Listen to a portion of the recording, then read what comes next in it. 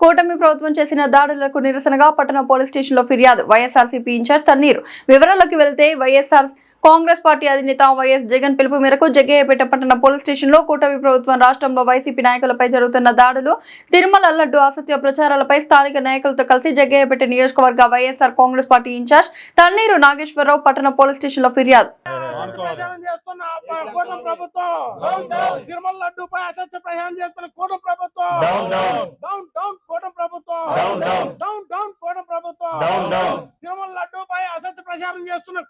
YSR Congress party నేతలను ఎవరిని కూడా ఆ ఇళ్ల చుట్టుపక్కలకు రాకుండా వాళ్ళకి భద్రత కల్పించి తెలుగుదేశం గోండాలకి, నాయకులకి, బ్లేడ్ బ్యాచ్ కి, గంజాయి బ్యాచ్ కి, సంఘ విద్రోహ శక్తులకి అక్కడ సెక్యూరిటీ ఇచ్చి భద్రత ఇచ్చి వాళ్ళని పోలీసులు దగ్గరుండి దాడులు చేయించారు. కాబట్టి ఈ దాడుల్ని మేము జాతీయ స్థాయిలో ఉన్నటువంటి అన్ని రకాల సంస్థలకి, హెచ్ఆర్సీ కావచ్చు, మరి సుప్రీంకోర్టుకి కావచ్చు, అలానే ఇంకా మనకి లోక్సభ, రాజ్యసభలో కూడా ఈ అంశాన్ని ప్రస్తావిస్తాం. రాష్ట్రపతిని ఈ విషయంలో కలుస్తాం.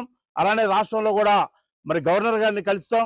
తప్పనిసరిగా ఇది కోర్టుల్లో ఇది ప్రైవేట్ కేసులు బుక్ చేసి, ఎందుకంటే అంబటి రాంబాబు గారి మీద 8 గంటల దాడి జరిగితే ఇవాళ వరకు ఎఫ్ఐఆర్ లేదు. అక్కడ స్వయంగా అక్కడ ఉన్న శాసనసభ్యురాలు గల్లా మాధవి గారు, ఆవిడే స్వయంగా ఒక లేడీ అయి ఉండి బండి వేసుకొని వచ్చి అక్కడ జనాలందరినీ కూడా పోగేసి ఆ మహిళల్ని రెచ్చగొట్టి అక్కడ వాళ్ళ భర్త, ఆవిడ ఇద్దరు కూడా ప్రత్యక్షంగా ఆ దాడిలో పాల్గొనడం అనేది నిజంగా చట్టసభల్లో ఉన్న వ్యక్తులు చేసే పనేనా ఇది అని చెప్పి గతంలో ఎప్పుడన్నా ఈ రాష్ట్ర చరిత్రలో ఉందా అని చెప్పి మేము ప్రశ్నిస్తా ఉన్నాం.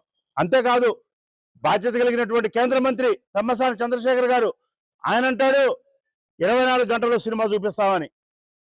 ఏంటంటే సినిమా ఇళ్ల మీద పడి దౌర్జన్యం చేసి ఇళ్ల మీద దాడులు చేసి ఇళ్ళు పగలగొట్టడం సినిమా అవుద్దా?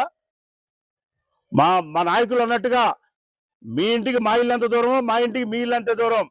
కర్మ అనేది తిరిగి వస్తానే ఉంటుంది, కాలచక్రం అనేది తిరిగి వస్తానే ఉంటుంది. మళ్ళీ ఎన్నికలు వస్తాయి, ప్రభుత్వాలు మారుతాయి, వ్యక్తులు మారిపోతారు. కానీ ఈ రోజున ఈ యొక్క వీడియోలు మాత్రం అట్లనే పదిలంగా ఉంటాయి.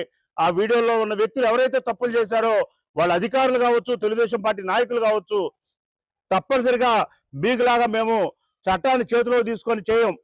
చట్ట ప్రకారంగానే విచారణ చేస్తాం. ఆ విచారణలో ఎవరిదైతే తప్పు ఉందో, ఆ రోజున ఈ దాడికి పాల్పడే వాళ్ళు ఎవరైతే ఉన్నారో, దాడికి ప్రోత్సహించిన వాళ్ళు ఎవరైతే ఉన్నారో, దాడికి కుట్రపడిన వాళ్ళు ఎవరైతే ఉన్నారో, దాడికి సహకరించిన అధికారులు ఎవరైతే ఉన్నారో వాళ్ళందరి మీద కూడా చట్ట ప్రకారంగా జగన్మోహన్ రెడ్డి గారు 29లో ముఖ్యమంత్రి అవుతారు, తప్పనిసరిగా చర్యలు తీసుకుంటామని చెప్పి ఈ సందర్భంగా హెచ్చరిక చేస్తూ, ఇట్లాంటి దాడులు ప్రజాస్వామ్యానికి విఘాతం.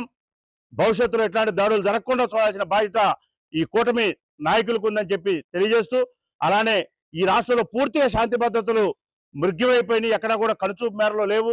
శాంతి భద్రతలు పూర్తిగా కూడా నిర్వీర్యమైపోయినాయి.